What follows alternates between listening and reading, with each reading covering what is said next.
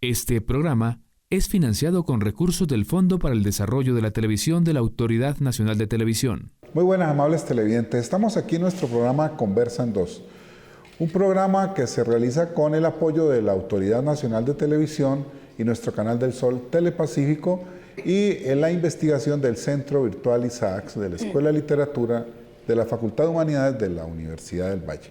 Hoy vamos a hablar mucho de nuestra cultura popular con una musicóloga de la Universidad del Cauca, Paloma Muñoz.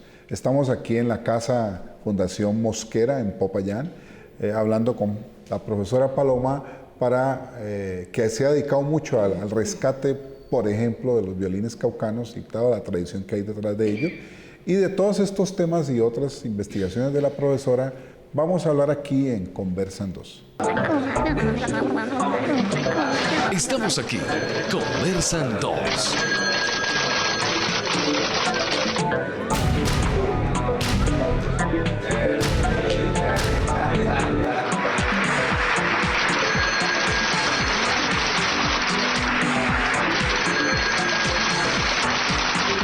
Conversan 2. Bueno, aquí en Conversan 2 vamos a hablar mucho de musicología con una gran investigadora de la Universidad del Cauca, Paloma Muñoz. Paloma, contémosle a nuestros televidentes un poco tu profesión de musicóloga. ¿A qué te has dedicado y por qué la musicología? Bueno, yo de profesión soy licenciada en música y tengo pues unos estudios de maestría en educación y estoy de candidata a doctora en antropología.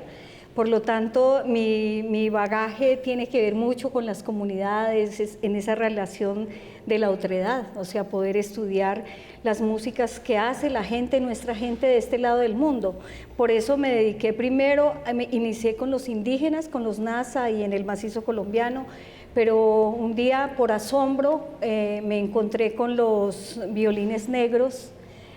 Yo los llamo así y luego les explico por qué, y entonces dije no, me voy por ahí y dejé a los otros investigadores con los indígenas y me fui por el camino de estudiar las músicas afrodescendientes, especialmente de estos dos valles interandinos que tenemos en el Cauca, que es donde está la presencia de los violines. Bueno, los televidentes seguramente saben de Paloma porque ha estado muy pendiente, muy activa en los festivales Petronio Álvarez. Fue muy amiga y discutió y intercambió muchísimo con nuestro amigo común y fundador del Petronio, Germán Patiño.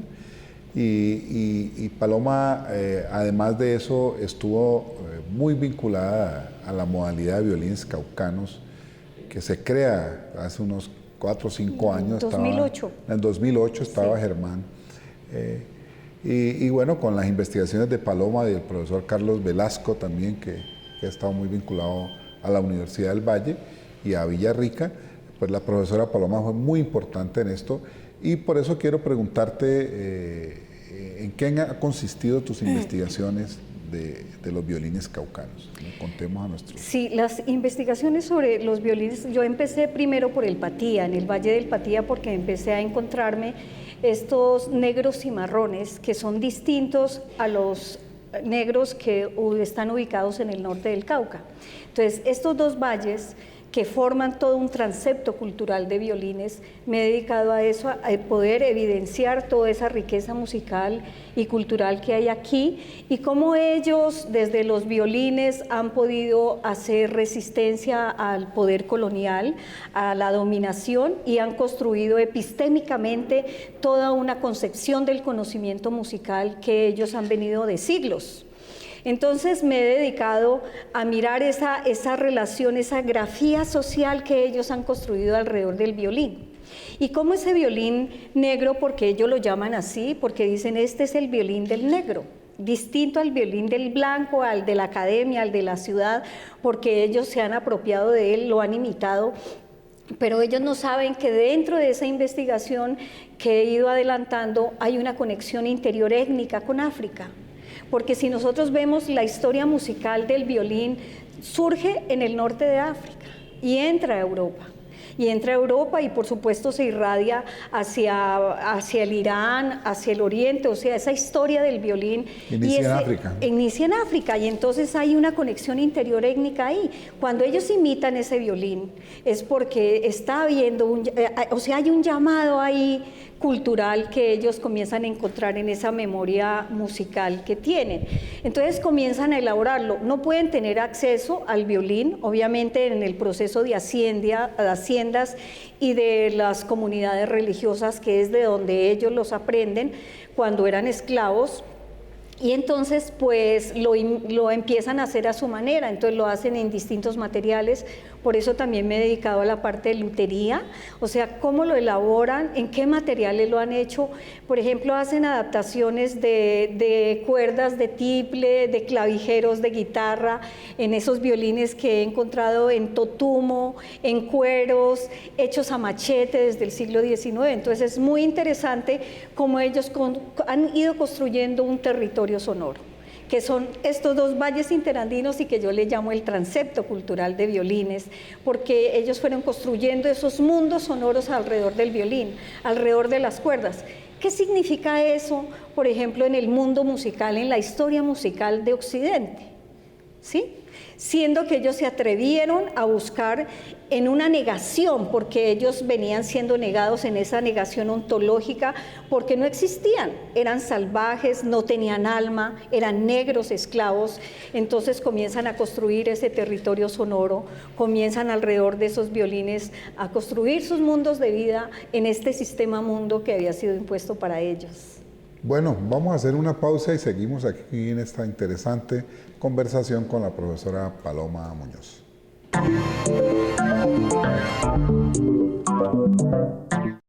Bueno, continuamos aquí en nuestro programa Conversan 2 con la profesora musicóloga de la Universidad del Cauca, la profesora Paloma Muñoz.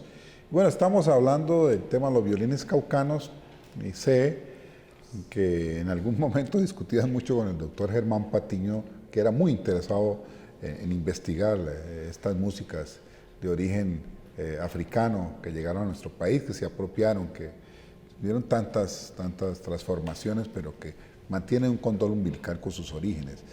Y en el caso de los violines caucanos, el debate de que fue por influencia de Cali o de esta zona, pues me gustaría que le contáramos a nuestro televidente en qué consistió esa discusión sobre este tema de los orígenes. Sí, la discusión se daba en que él afirmaba que los violines del norte del Cauca eran influencia de Cali. Por lo tanto, yo le dije que no, porque si bien él, que como histórico, como historiador que es él, se podría dar cuenta que Popayán fue la provincia de Popayán, que era, junto con Santa Fe de Bogotá, la capital del nuevo reino de Granada. Y esta provincia de Popayán iba hasta el Golfo de Urabá, todo un territorio, y entre esas estaba Cali, pero Cali era un simple caserío, porque Popayán era la capital, que fue una sociedad esclavista de 2 siglos, que mercadeaba, ¿no?, con negros, vendiéndolos a todas partes. Entre esos hay uno muy conocido como es el señor de Ávila, que era el que mercadeaba negros.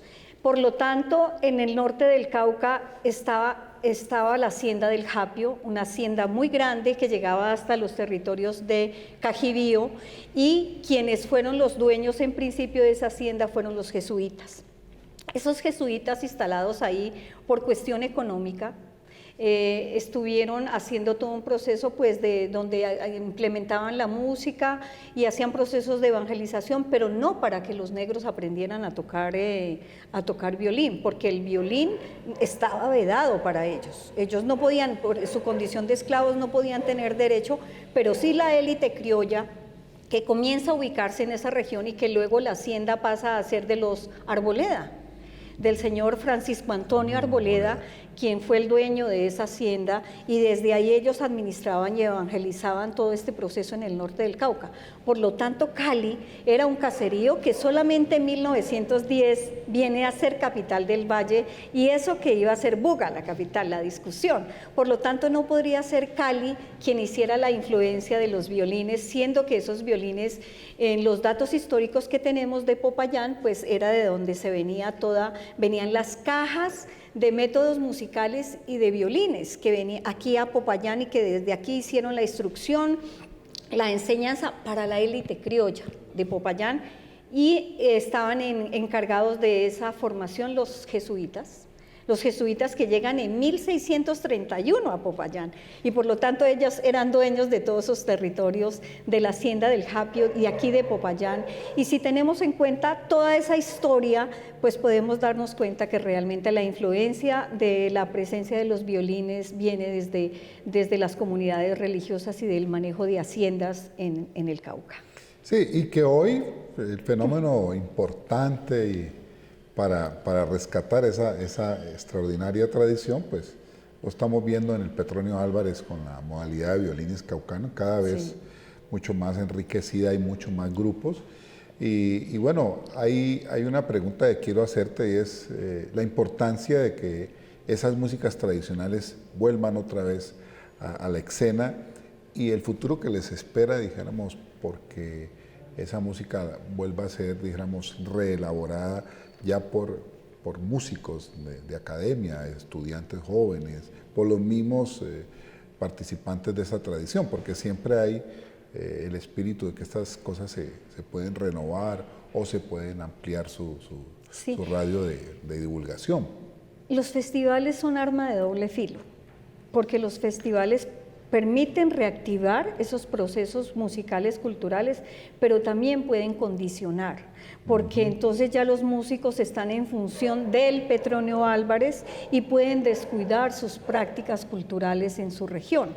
Un poco también ha pasado con las marimbas en la costa pacífica, que ya están en función de ir al Petronio, dicen, no, esto lo tocamos es para el Petronio. Entonces eso se vuelve también preocupante, porque entonces ya las balsadas, ya las fiestas patronales, ya sus fiestas regionales pueden descuidarse por estar en función de solamente ir a concursar al festival, ¿sí? Entonces por eso digo que es un arma de doble filo, porque puede ayudar a reactivar, pero como los festivales tienen códigos, los festivales tienen reglas en donde se tienen que ceñir a esas reglas para poder participar, entonces pues si uno no tiene un manejo claro de eso, por eso se está incorporando, se ha venido desde hace algunos años incorporando el foro académico en el Petronio Álvarez, para poder hacer esa discusión desde la academia y desde los sabedores, para ir haciendo una retroalimentación y de pronto no caer en que por darle respuesta al festival, la gente descuide sus expresiones. Entonces, en ese proceso hay que trabajar con la gente joven, hay que empezar a hacer, nosotros hemos diseñado una escuela que se llama la Escuela Andariega de Violines en el Patía, porque es ahí donde se han ido muriendo los músicos tradicionales, los violinistas han ido desapareciendo. Se pierde una tradición, cada que se muere un músico viejo de eso, se pierde toda una tradición. Y además que el que lo suplante no puede volver a tocar ese violín. Imagínese por qué, porque el que se murió se llevó el alma y entonces ya ese violín no suena igual. Entonces hay que ir a apoyar a los luthieres que hay, o sea, los constructores de instrumentos allá en la región.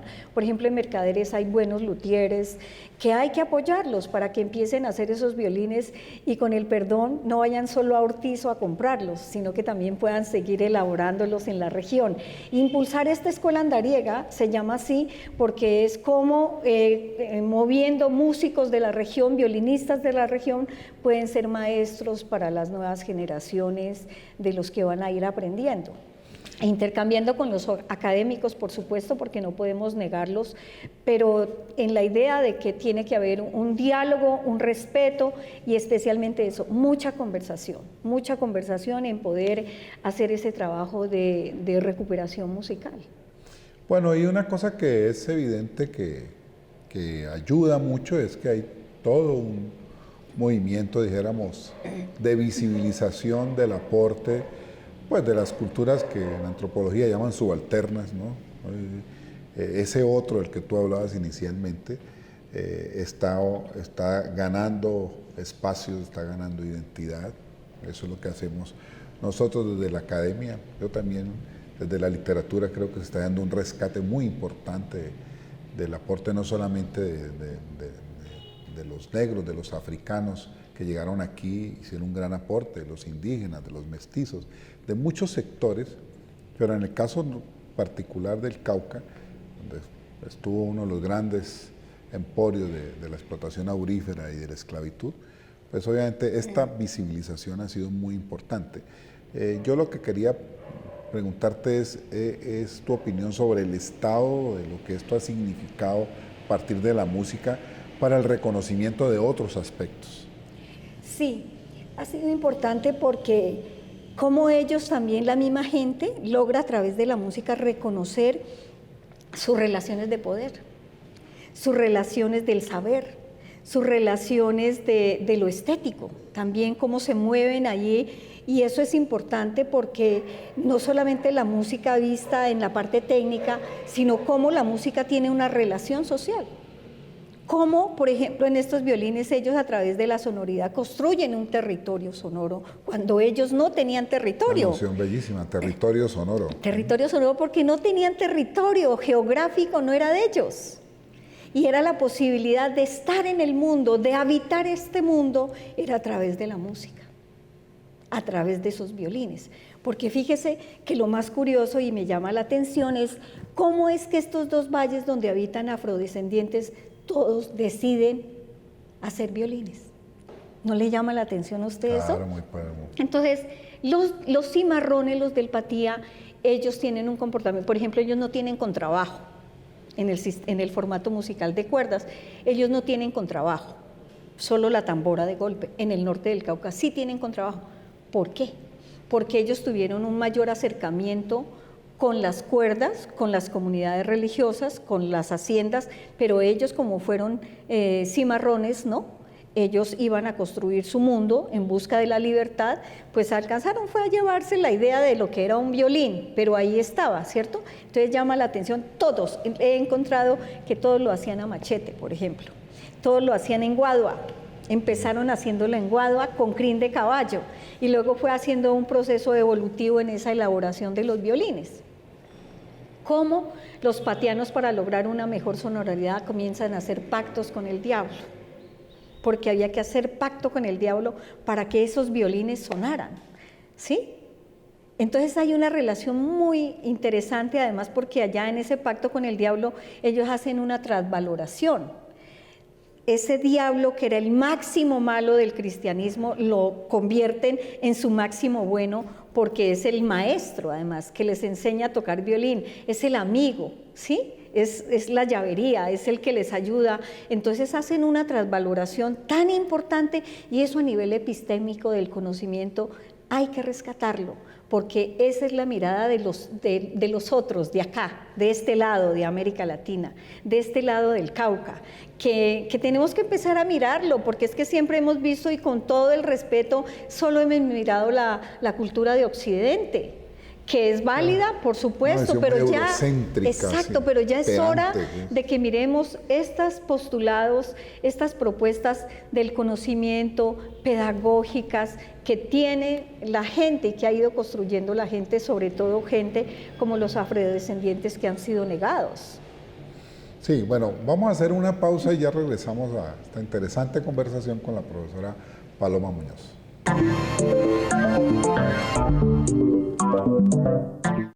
Bueno, seguimos aquí en Conversando en esta extraordinaria reflexión y conversación con la profesora investigadora de los violines caucanos, Paloma Muñoz. Bueno, nos hablabas de la importancia epistémica de este diablo, como es asumido. Yo te voy a hacer una pregunta porque estoy investigando mucho las religiones afroamericanas, santería, vudú, candomblé, umbanda, sobre todo a partir de algunos escritores nuestros, entre ellos el mayor hijo de Changó, Manuel Zapata Olivella. Y la verdad yo creo que esa manera de asumir el diablo es un poco volver a algo que es fundamental en la religiosidad africana, y es que los dioses no son ni malos ni buenos, sino que son complejos. Y quien les da, eso es muy bello en la concepción filosófica africana, quien les da el carácter son los propios seres humanos. Un dios puede tener un lado negativo o positivo, o puede ser conflictivo dependiendo de la relación de los mismos seres humanos. Por eso te hago la pregunta para que vamos finalizando el programa alrededor de este tema del diablo del cual has hablado para que los violines puedan tocar. Es decir, ¿cómo ves tú ahí esa relación con una tradición africana que es muy diferente a la concepción cristiana?